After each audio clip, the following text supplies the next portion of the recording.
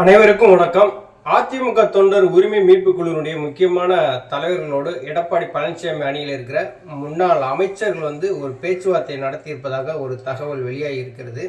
எடப்பாடி பழனிசாமி அணியில் இருக்கிற முன்னாள் அமைச்சர்கள், நிர்வாகிகள் ஏன் ஐயா ஓபிஎஸ் அவர்களுடைய தலைமையை ஏற்க வேண்டும், இதை பற்றி தான் நம்ம இன்னைக்கு பார்க்க போகிறோம். அரசியல் பேசுறதுக்கு அரிஸ்டாட்டில் வர தேவையே கிடையாது. ஒரு சாதாரணமாக ஒரு கிராமத்தில் ஒரு டீ கடையில் உட்காந்துட்டு ஒரு டீயை குடிச்சிட்டு கீழே இருக்கிற நியூஸ் பேப்பரை பார்த்து நீங்கள் படித்தாலே தெரியும். உள்ளூர் அரசியலேருந்து உலக அரசியல் வர பேசலாம்.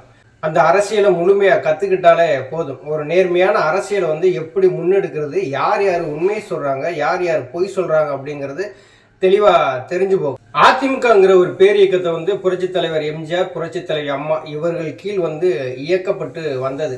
தொண்டர்களில் ஒருவனாய், தொண்டர்களுக்கான ஒருவனாய் ஐயா ஓபிஎஸ் அவர்களுடைய தலைமையில் இந்த கழகம் இயக்கப்பட வேண்டும் என்று தீர்மானிக்கப்பட்ட சூழ்நிலையில இந்த ஜனநாயக முறைப்படி அதிமுக இருக்கணும், இயங்கப்பட வேண்டும் அப்படிங்கிறதுக்காக கூட்டு தலைமையோடு இந்த அதிமுக இயங்க முடியும் அப்படிங்கிற சூழ்நிலையில தான் எடப்பாடி பழனிசாமி இணை ஒருங்கிணைப்பாளரா சேர்க்கப்பட்டார்.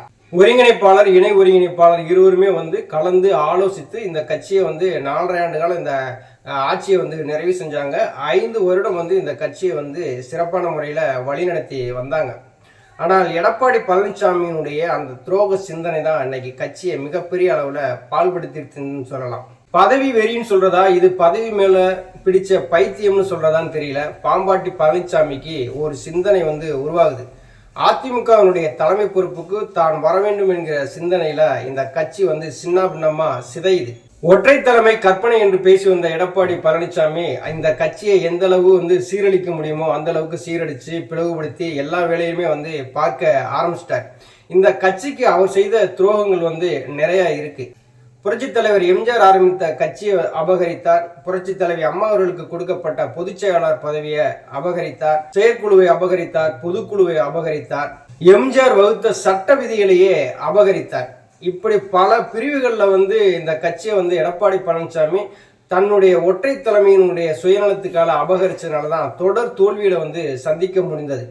எடப்பாடி பழனிசாமி பல இடங்கள்ல பேசுவார். நான் கிளை செயலாளராக இருந்துதான் இன்னைக்கு நான் பொதுச் செயலாளராக வந்திருக்கேன், இங்க இருக்கிறவங்க எல்லாருமே பொதுச் செயலாளர் தான் அப்படின்னு சொல்லி மேடையில பேசுறாரு. மேடையில அப்படி பேசிட்டு ஆனா தொண்டர்களை ஏமாத்துறாரு அப்படிங்கறதா தெரியுது. எம்ஜிஆர் ஆரம்பித்த கட்சி விதி என்ன? ஒரு தொண்டனும் தலைமை பொறுப்புக்கு வரலாம், ஒரு தொண்டன் தலைமையை தேர்ந்தெடுக்கலாம். இன்னைக்கு எடப்பாடி பழனிசாமி என்ன பண்ணிட்டாரு, சிலுவம்பாளையம் பழனிசாமி அப்படிங்கிறத மட்டும் வச்சுக்கிட்டு மற்றது எல்லாத்தையுமே மாத்திர சூழ்நிலைக்கு வந்துட்டார். 10 மாவட்ட செயலர்கள் வழிமொழியணும், 10 மாவட்ட செயலாளர்கள் முன்மொழியணும், 5 வருடம் தலைமை கழக நிர்வாகியா பணியாற்றிருக்கணும். அப்பதான் நீ பொதுச் செயலாளர் பதவிக்கு போட்டியிட முடியும்னா, ஒரு தொண்டனுக்கு 10 மாவட்ட செயலர்கள் யாராவது வழிமொழிவாங்களா, முன்மொழிவாங்களா? ஆனா எடப்பாடி பழனிசாமி தொடர்ந்து தொண்டர்களை ஏமாற்றிக்கிட்டே வர்றாரு. தொடர் தோல்வியில தான் எடப்பாடி பழனிசாமி சந்திச்சுக்கிட்டே வர்றாரு. எடப்பாடி பழனிசாமி முன்னிறுத்திய அனைத்து தேர்தல்களிலுமே தோல்வியை தான் அதிமுக சந்திச்சது.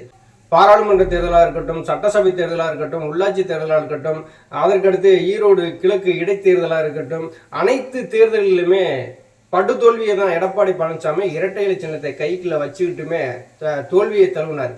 இப்படி தோல்வியை தழுவுற எடப்பாடி பழனிசாமி ஏன் இந்த கட்சியில நாம தலைமை பொறுப்புக்கு வைக்கணும்னு சொல்லி எடப்பாடி பழனிசாமி அணியில் இருக்கிற முன்னாள் அமைச்சர்கள் எல்லாருமே பேச ஆரம்பிச்சுட்டாங்க. துரோகமே பிறப்பாய், துரோகமே வளர்ப்பாய், துரோகமே தொழிலாய் கொண்டு வாழ்ந்த எடப்பாடி பழனிசாமி இன்னைக்கு எட்டப்பணிக்கு சவால் விடுகிற அளவில் நானும் எட்டப்ப வேலை செய்ய என்னால முடியும் அப்படிங்கிற சூழ்நிலையில தான் எடப்பாடி பழனிசாமி செயல்பாடுகள் பூராமே அடங்கி இருக்குது.